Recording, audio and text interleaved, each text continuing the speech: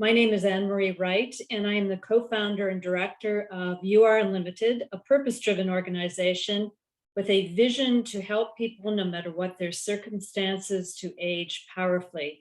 We've been very proud partners with AgeWell since 2017.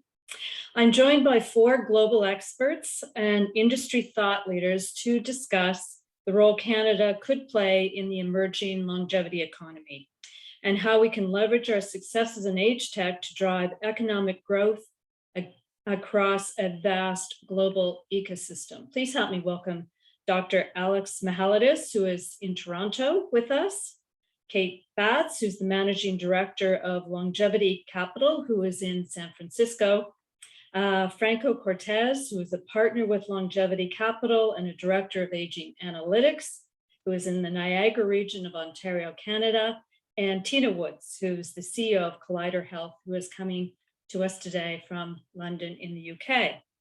A few reminders before we begin.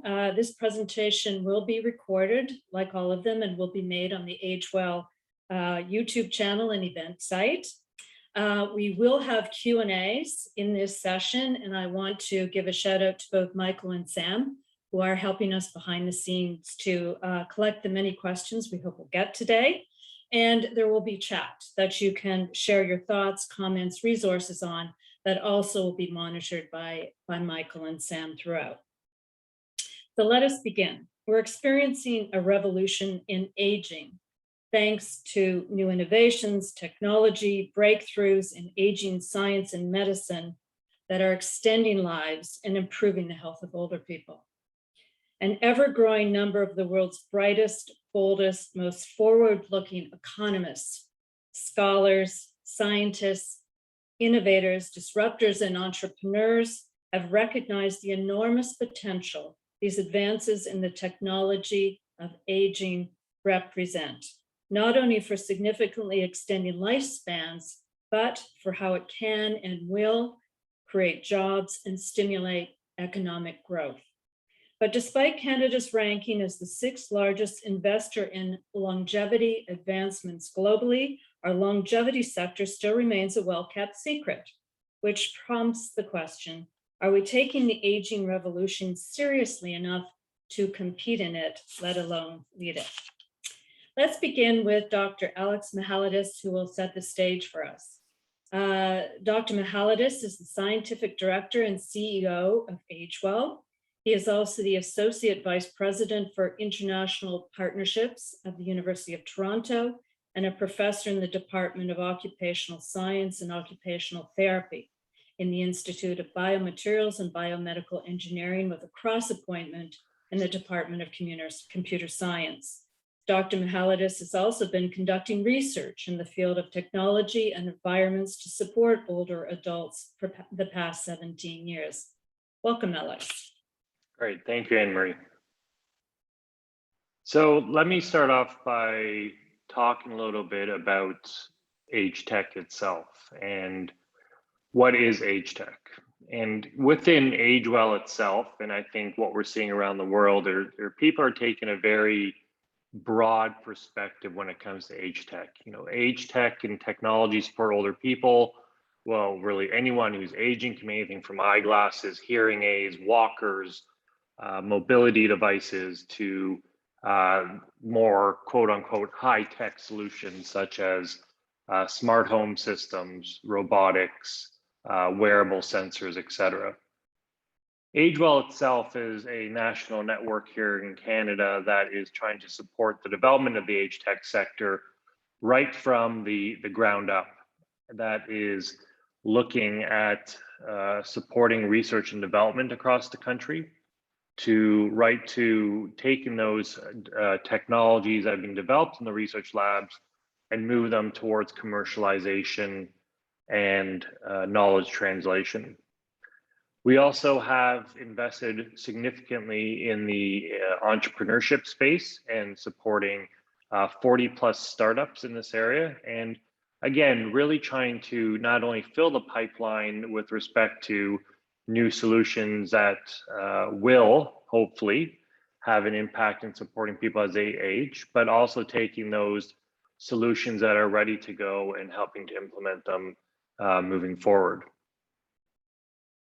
So with that, AgeWell was established by our federal government about 8 years ago now, with the simple, well, relatively simple goal of establishing Canada as the world leader in age tech.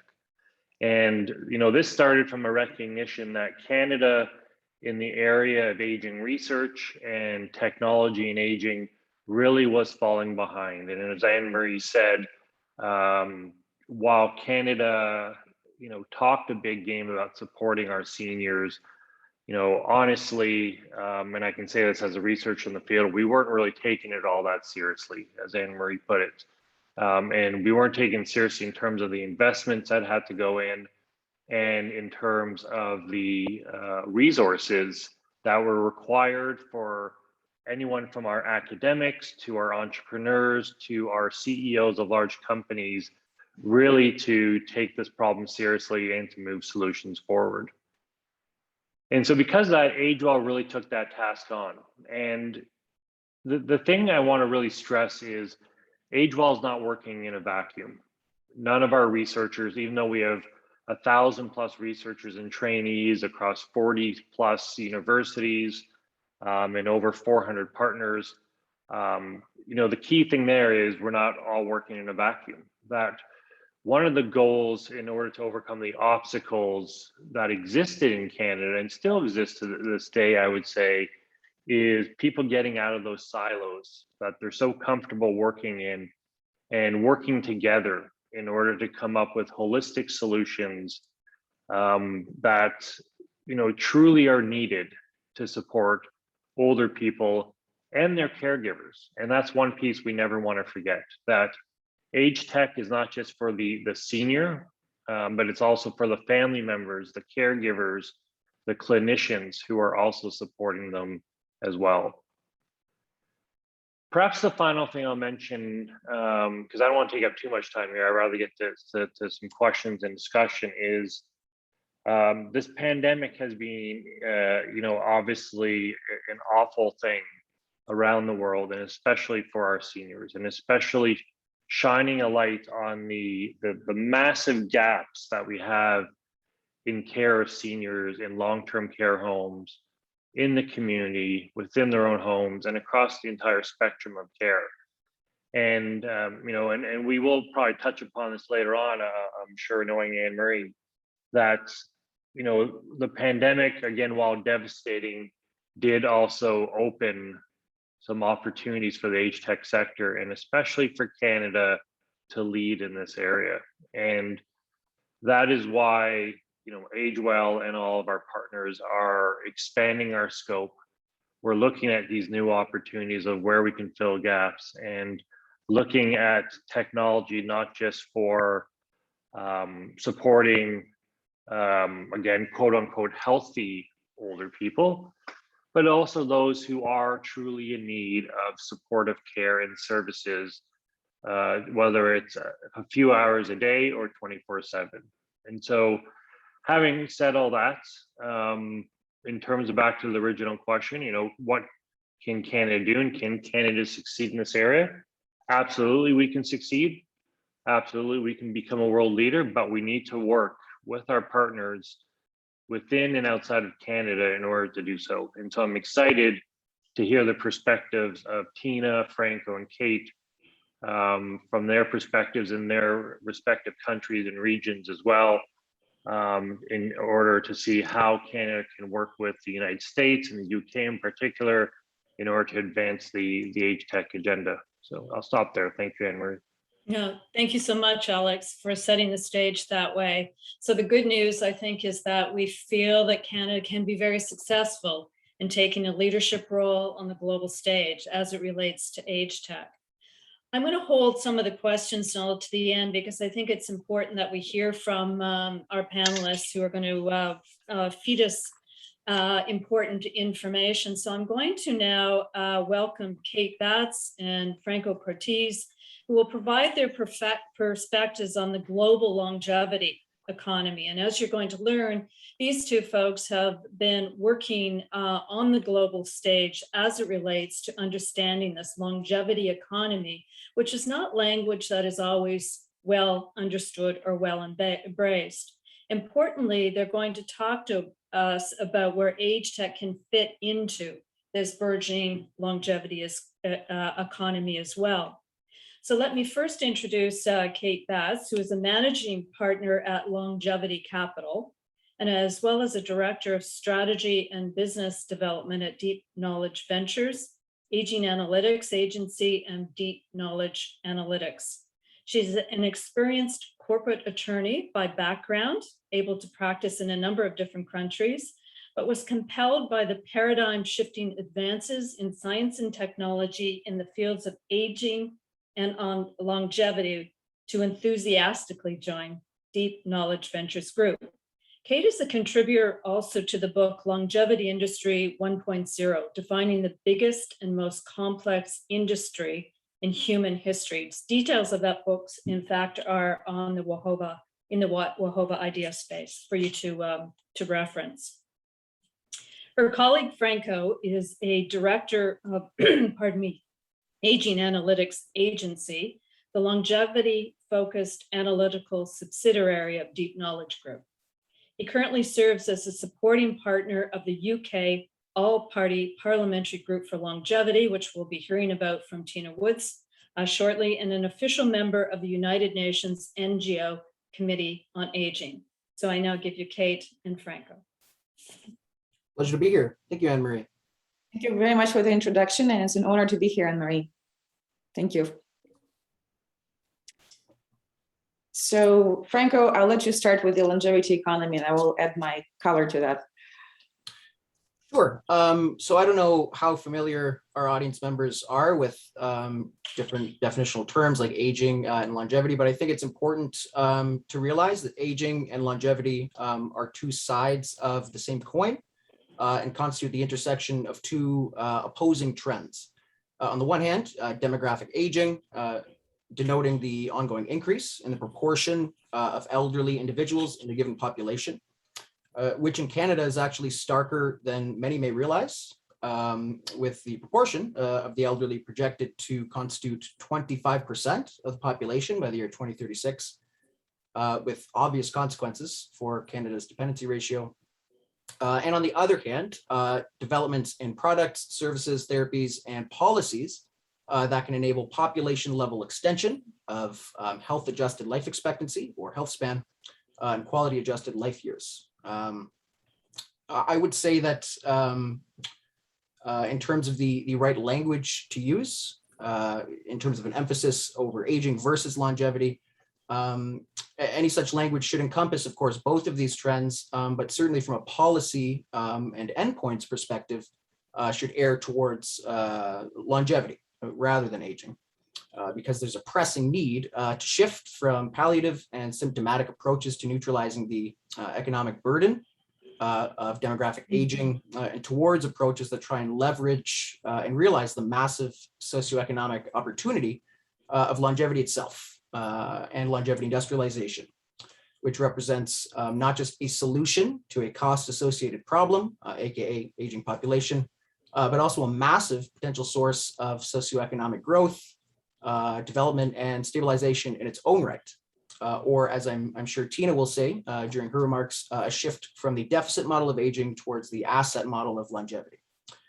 And this is about more than just semantics and taxonomic preference, I should add, because the use of this language underlies real-world developmental endpoints and public perception of the motivation behind any strategies that are looking to combat aging or work within the intersection of these trends.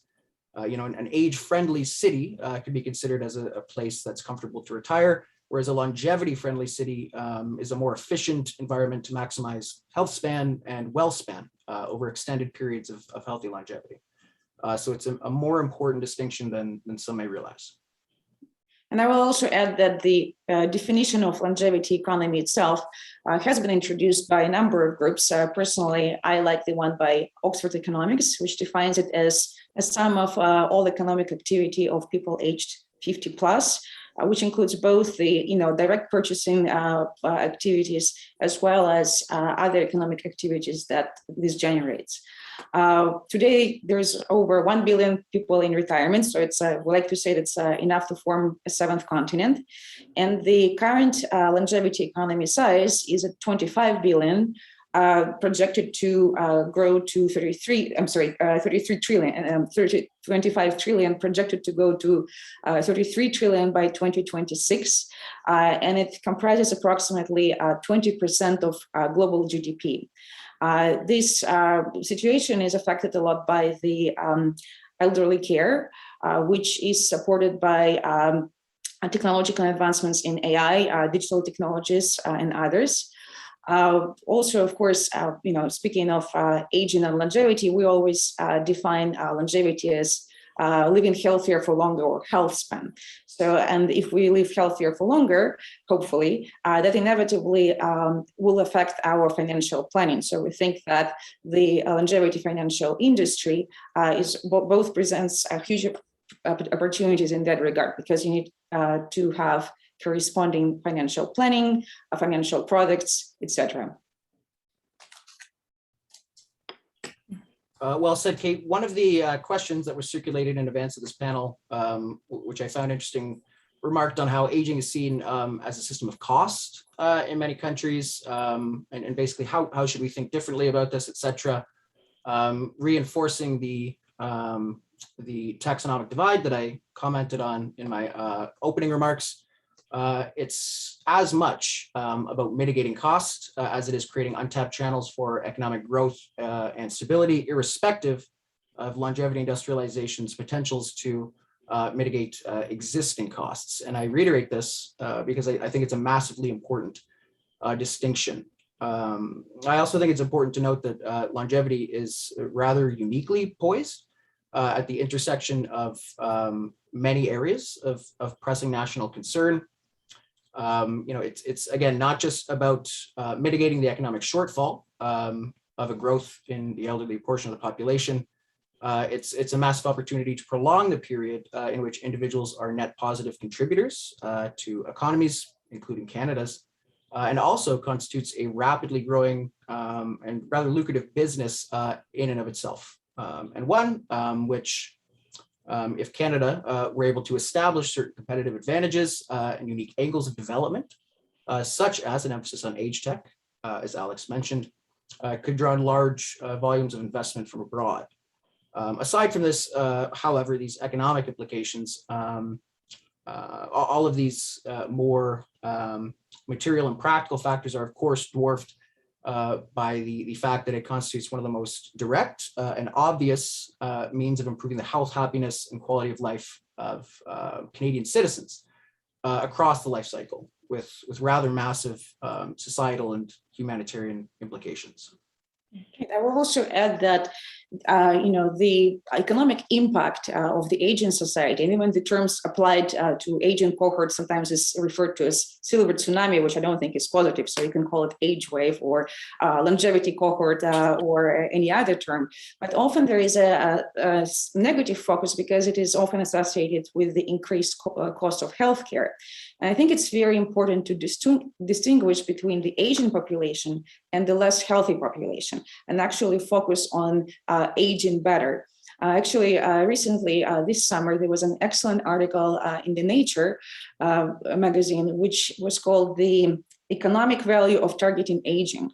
And it says that if you focus on how we age, as opposed to morbidities, this actually will have an enormous positive economic impact. And the number that was quoted there said that additionally, a year of increased life expectancy with a focus on health span in the United States would result in 38 trillion economic boost. So I think that this is a pretty impressive number, and this is the direction we need to follow. I really like very much the way that you've both laid out the concept of aging is not a cost, it's an economic driver. So it would be very helpful, based on a lot of the global research you've done, is how do we actually define this thing called the longevity industry? What sectors are in it? Who should be paying attention to it? Who's investing in it so far? And what can Canada learn from that? Well, Franco is behind the definition together with our managing partner, Dmitry Kaminsky. So I'll let him start here. Yeah. Sure. Yeah. So, most people would define the longevity economy as the sum of economic activity being driven by or implicated in the decisions of those 50 plus. But we take a somewhat broader view of that, including not just that, but also basically any product, services, policies, technologies, etc., that have an impact on health span and wealth span.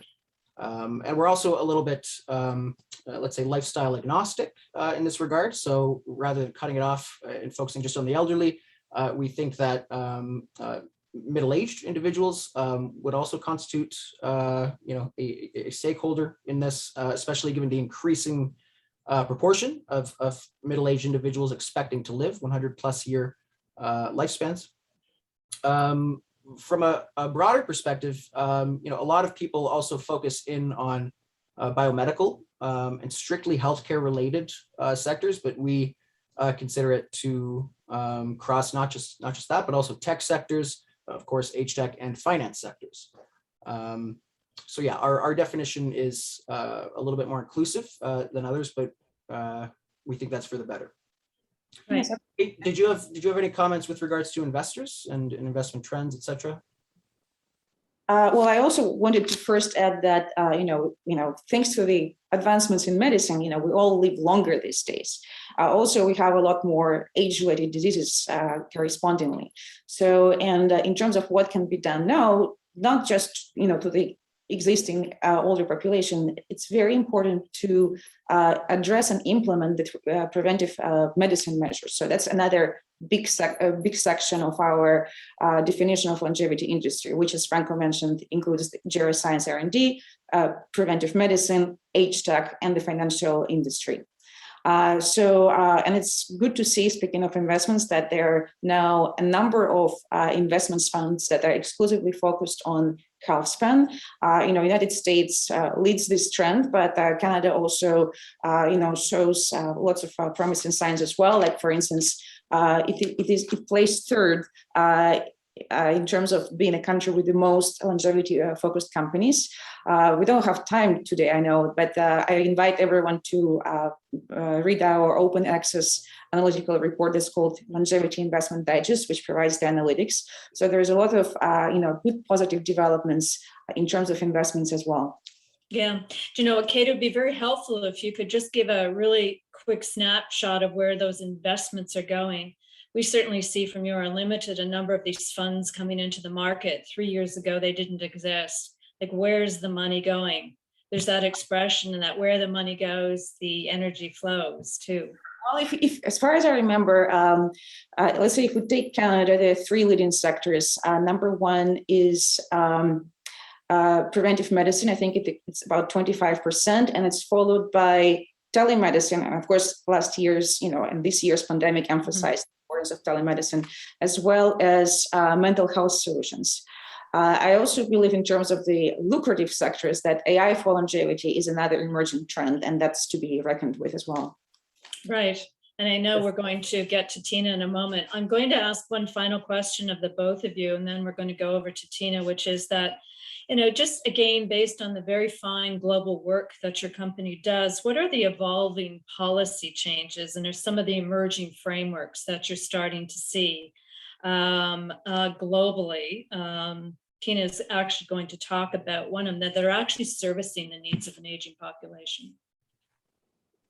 Well, I think that global leaders are starting to really respond to the existing pressing need of aging population. And there is no single country that has a perfect strategy, but the fact that there is a shift in this direction, including APPG for longevity that Tina will mention, there's a number of other good positive developments globally.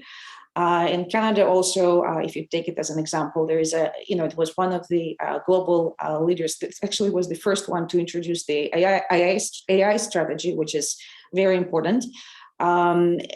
So I think a lot of things are in the work. Franco, do you have anything to add? I know you're a specialist on the policy measures. Yeah, I would say that the UK serves as an excellent example, especially from a governmental will and commitment standpoint. Of course, it chose aging population as one of its 4 industrial challenges. It created a close to £100 million industrial strategy challenge fund to support the ongoing longevity industrialization within its borders. And most importantly, it made a commitment to add 5 extra years of healthy lifespan to its population by the year 2035. So of all countries, yes, there are strengths and weaknesses all over the place, but the UK serves as an excellent example. And I might add here that now would be the time for Canada to step up and try and do something similar. The preliminary sector distribution numbers that Kate mentioned come from an ongoing special case study that we're actually conducting on the Canadian longevity ecosystem in coordination with Canadian Longevity Association, a nonprofit that we've worked with before and that we're deepening relations with. And that report really evidences the fact that Canada is at a tipping point in terms of having a critical mass of national assets that could be put forth and used to support such a strategy. Certainly a sufficient number of national assets to make such a government-led strategy make sense. One that, like the UK longevity industrial strategy, that borrows from international best practices, leans into existing strengths and assets, seeks international cooperation rather than siloed competition, uses tangible metrics for tracking progress, measuring execution of its plan, and adjusting in the face of missed milestones, etc., which emphasizes expert consultation and cross-sector dialogue, and prioritizes market-ready sectors like preventive medicine, early diagnostics, AI and healthcare, and AgeTech to support maximum short-term impact on population health and quality of life, while also supporting earlier stage biomedical sectors that will bear the fruit of longer-term social dividends down the road and carry forth the momentum of those early stage impacts. And it's quite lucky that Canada has a large proportion of companies operating in those sectors, which are highly market ready and which could have high levels of near-term social impact, like AgeTech, like preventive medicine, like AI for longevity, etc. Right. Thank you so much, Franco. I want to come back and talk a little bit about those Canadian companies that are what I call beacons. But I think, Tina, that was a rather perfect introduction to what I know you're going to share. So Tina Woods is here to provide an international perspective, in fact, on how the UK turned a quote unquote problem of aging into one of the most promising opportunities, we believe, of the 21st century. Tina is a social entrepreneur who brings diverse stakeholders together to address system changes needed to improve health for all. She is the founder and CEO of Collider Health.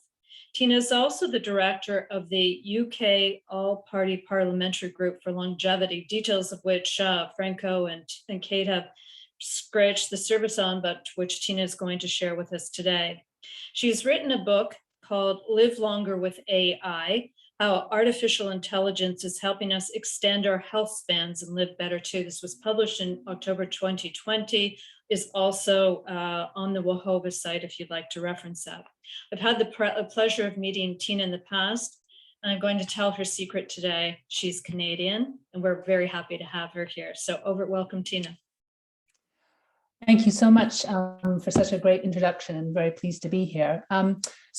Kate and Franco have laid out really nicely and very powerfully really how compelling and exciting, what we're seeing ahead of us in terms of the developments and advances that are really opening up the opportunity to see growing older very, very differently. And so I'm going to spend a few moments right now just to kind of take you, I guess, through the journey of really what it's been like over the past 3 years, navigating this, this industry, this marketplace, this economy, whatever you want to call it.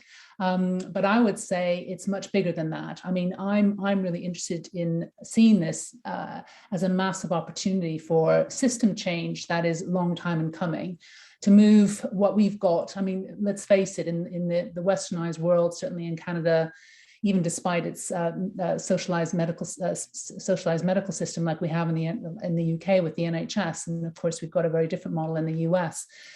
We have a sickness model that unfortunately is fueled by lifestyle-driven chronic diseases. It's our lifestyle, it's the wider determinants of health that they're at the root of actually some very, very uncomfortable truths about how we live and what a cost it's causing us in terms of our health. We only have to look at COVID, and certainly the UK and the USA. Canada, I'm not sure where that rates in comparison with the US and the UK, but certainly we fared worst in terms of our the impact that COVID has had on us, and that is very much down to the state of our health.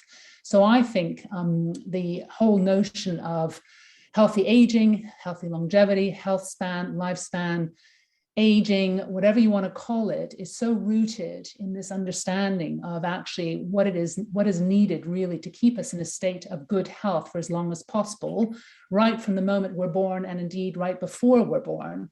So I would say certainly the big lesson for me as I've navigated this landscape is just how important it is to see this as a life course issue for all of us, and how we can really stay healthier for as long as possible. So I'm going to talk a little bit about the journey with the APPG and also because of course Britain, just like I guess Canada, if you're on this cusp of a big change, certainly the UK, we've just left the EU and we're obviously grappling with what life is going to be like as global Britain, in this post-Brexit world. Obviously, we've been very hugely impacted by COVID. But really, we see this as an opportunity really to lead in the world. Of course, some of you may have read the ambitions for the UK to be the science and tech superstar in the world. We see healthy longevity as a great opportunity for that, to deliver huge dividends to society, but also commercially. So I see this from the system change and sort of approach. And I think, the APPG is a really interesting model. And I think there's been a lot of attention actually from around the world on this as a model. I'm not saying it's the best model. And certainly I can also say we've still got a lot to learn from other countries. But I know our colleagues in the US, certainly in the Far East, we were invited to Singapore not so long ago to talk about what we were doing. We were invited by the National Association of Medicine, the Global Healthy Aging Roadmap Challenge, to talk about our experience. This is a couple of years ago now in Singapore, right before COVID struck. And really, it all sort of began in 2017 when the UK decided, they published the Industrial Strategy. I know Franco had alluded to that, where essentially the government decided they were going to invest in some key areas, really to kind of set out the roadmap for UK to lead in certain areas. And those 4 areas were in AI and data, clean energy, mobility, and what they call the aging society. So these are the 4 areas which the UK felt needed investment, needed focus and attention. And of course, AI and data, to see it as its own silo speaks volumes, because of course it pervades everything. But now the kind of sums, I mean, when you think about the gigantic sums that are uncapped, in sort of pension funds and in the city and, asset management, etc. I mean, the amount of money that the government was putting forward pales in comparison to that, but it really was a significant amount of money that sort of set the flag to say, listen, this is important. But I think and I started working with the UK Research and Innovation Healthy Aging Industrial Strategy Challenge Fund, where they had earmarked 100 million out of a 300 million pot for the Aging Society to be dedicated to this strand. And even then, this was 3 years ago, they're quite focused on sort of the plus 65 population, because at that point we had a massive, and still do actually, this issue where far too many older individuals are ending up in hospitals. sort of taking up hospital beds. You'd hear lots of media stories and these very negative terms about our older populations taking up, hospital beds. And it was always phrased in this very, very negative sort of way. So there's this immediate sort of imperative to kind of deal with this and try and sort of shift this so-called burden, away out of hospitals. So it was always very negatively sort of phrased, and I was really struck by that. And I think as we've grown with the challenge, and as we set up the APBG for longevity, the task there was to say, okay, we've got this money coming in from government, but actually the goal that was set, that was an opportunity to string together what we're trying to achieve with the 4 grand challenges, which Franco mentioned, the increasing healthy life expectancy by 5 years, by 2035, while minimizing health inequalities. That was the mission that was set. But there is no strategy around how to achieve the impact. So that's what the APBG set out to do. So over the course of 9 months, we pulled together a very cross-sector, multi-stakeholder group. We really tried to think very, very boldly and ambitiously and laterally about what this could mean and what the innovations could bring. So we had business, we had science, we had public policy, we had all these different groups involved, and then published Health of the Nation strategy in February 2020. It was right after the Singapore visit, and of course COVID was just sort of simmering at the time. Singapore were kind of on red alert. We were sort of wondering how it was going to impact the UK. We launched the strategy, and then of course, sure enough, a month later, COVID struck. And what we saw when the data was coming out, we could see that, gosh, our elderly populations were being impacted most heavily. That was the original sort of take on this. But of course, as we saw more and more data, we could see that actually it was ill health, and of course our ethnic communities, and these were the groups that were really most substantially affected by COVID. So really, what it struck us then is that how important that the part of our mission, which was very, very focused on health inequalities, how important that was. And I think the really big focus now for so much of our work is sort of addressing this question. How can we you cannot have a prosperous economy and a prosperous nation when you do not have a healthy population. When you have a gap of 20 years in healthy life expectancy between your poorest and richest citizens, that is actually creating a drain on your economy. So you have to really deal with these more systemic, these wider inequalities, the wider determinants of health. So that really focused our attention, how deeply important that was. And I think that's the big message coming out of COVID, and is a big message to, I think, anyone involved in longevity and aging. And, this is really about our health, but it is also about how connected it is with the wider systemic issues in society. So that has really thrown a massive focus and a change in direction, I guess. And really everything that we're doing now is very, very focused on how we can create equitable opportunities for people across the life course to essentially close that gap, enable us to have, higher quality years for as long as possible. So we'll have, there's been a few kind of debates, with I would say the cutting edge of the sort of the longevity scientists, are very, very focused on, lifespan, sort of, getting to live to 120, 150, and all that research is really, really important. But it's about harnessing that research and really putting the focus on how can we use that research and all the wonderful things that we're seeing in AI and aging biomarkers and all the real cutting edge of that technology, how we can make sure that it really goes down and reaches, all that innovation is very much accessible to as many people as possible. So I think that's the focus. And I would say a lot of what we're doing now, so we're focused on 2 of the core recommendations that came out of Health of the Nation. We published a report earlier this year, which was a follow-on report coming out of COVID called Leveling Up Health. If you follow the news at the moment, we've, leveling up is a big focus of the UK government. They want to close the gap in opportunities between the rich and poor. We have the north-south divide. We have all these big issues that we're dealing with at government level. But this is what is also starting to really hit home, is how health is so connected to our wealth, and health is across all government departments. It is across all businesses. So one venture that we set up, which was a recommendation of Health of the Nation called Business for Health, is very, very focused on taking a steer from the climate change agenda, which we've seen, it's 10 years ahead of us, but what we've seen is a huge disinvestment from fossil fuel burning industries, coal. It's my note to stop. That 10 minutes is up. I'll finish in a minute. because I know I can go on forever. But you're taking a steer from that and saying, listen, we need to see the same thing in health. We need to see health being brought into ESG mandates. We need to see responsible investment by city institutions, pension funds, capital markets. We need to see money really going into that space, into industries that promote health, promote population health, but also reduce harm. So for example, industries like the food system, bad food, ultra high processed food, that's a massive drain on our health. We've got childhood obesity. Obesity is a massive, massive issue. Chronic diseases all linked together, clustering, these are massive, massive issues. So I think we have to be much more holistic in how we see longevity, aging, and also the opportunity and what we can, bring to bear to really tackle the problem at its source, so to speak, and the systemic changes that are needed. Thank you, Tina, so much. I'm going to bring us back a little bit to just some of the key factors that you feel everybody, I think, is very, very interested in the APPG group, how it got started, some of its key factors for success. What are those lessons learned that we can bring back to the table as part of this conversation to get the engine started here potentially?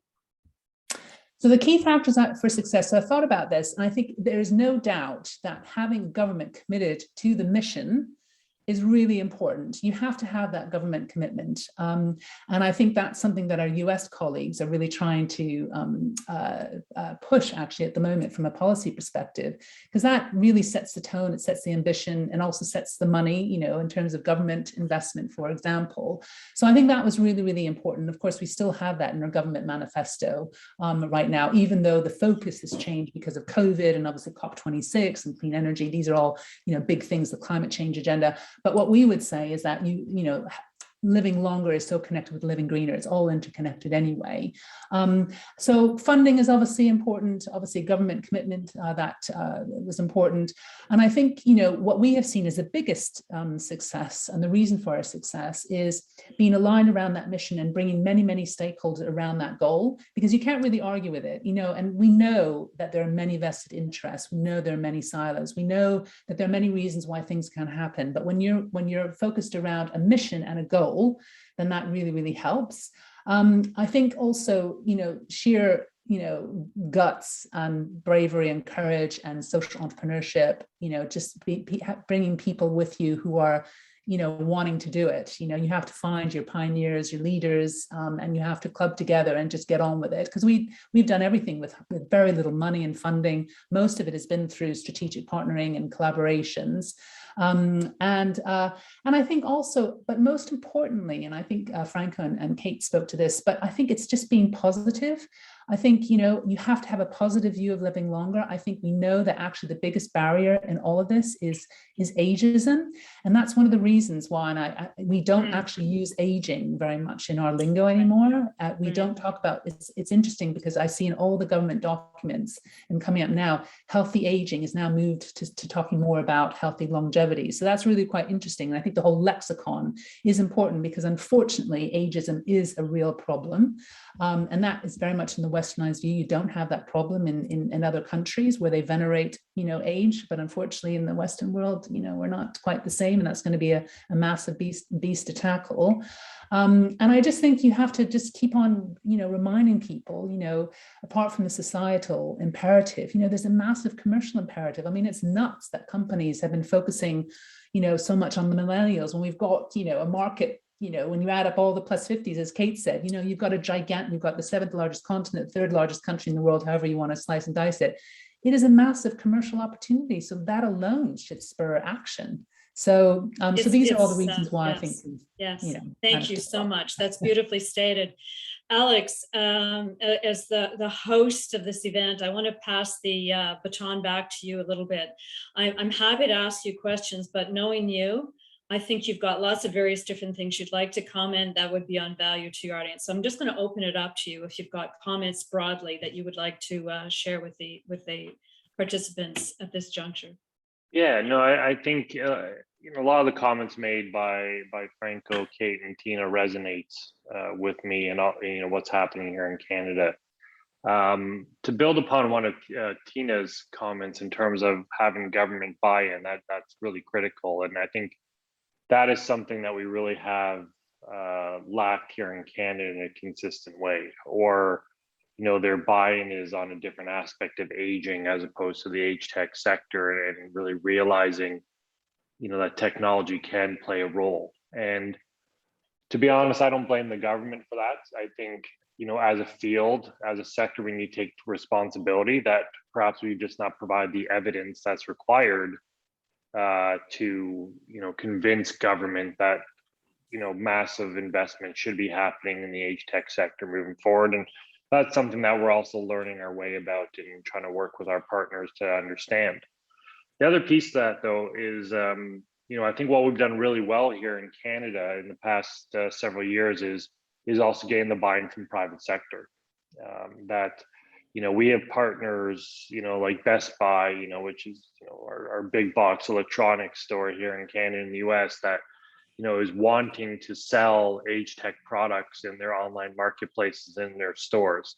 That's a huge step forward for where we were 5 years ago, where it was very niche, very boutique kind of marketplace that people were in, and this not surviving. So the fact that we were convincing these large multinational companies that age tech is an area where they can make money, obviously, but more importantly have some social good, has been a really important aspect. And I think that's something we need to continue to move forward. The other aspect too, and maybe I'll stop with this comment and hand it back to you, Anne-Marie, for some questions and comments, is that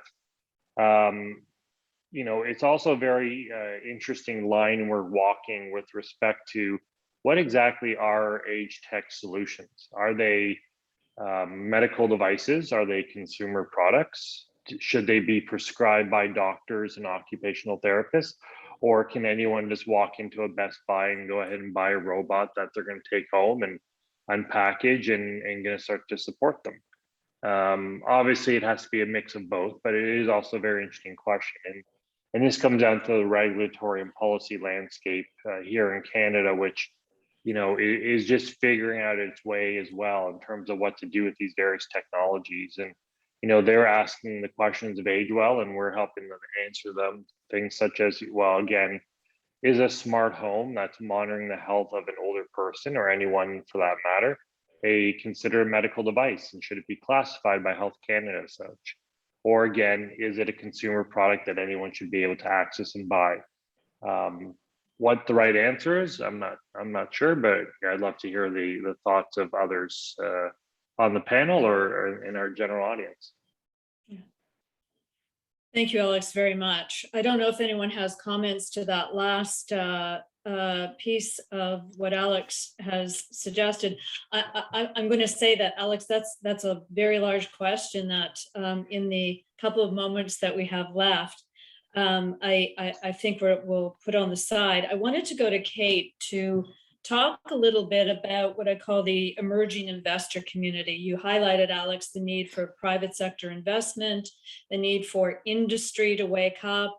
I think, Tina, you're saying that more and more, because of this consolidated mandate in the UK, industry has gotten on board.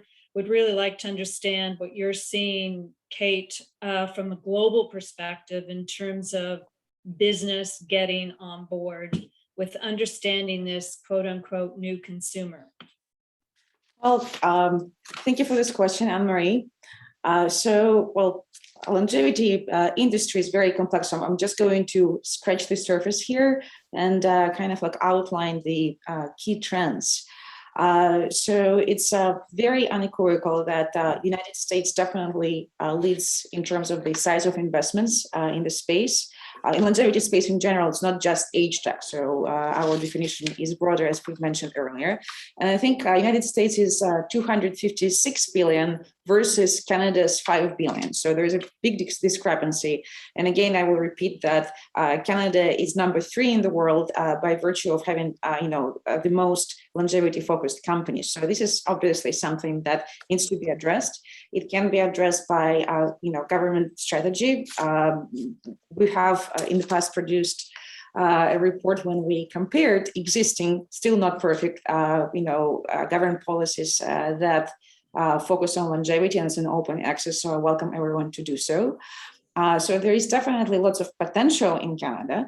There are lots of US investors investing here and some Canadian as well, but I think it's important to bring additional investors as well as make the company environment even more welcoming by virtue of incubators like they often do in the United States on private level as a way of example. So there's lots of promise, but a lot more needs to be done because 5 billion versus 256 billion that is being done by United States, which is a neighbor, that I think speaks for itself. So. Thank you so much.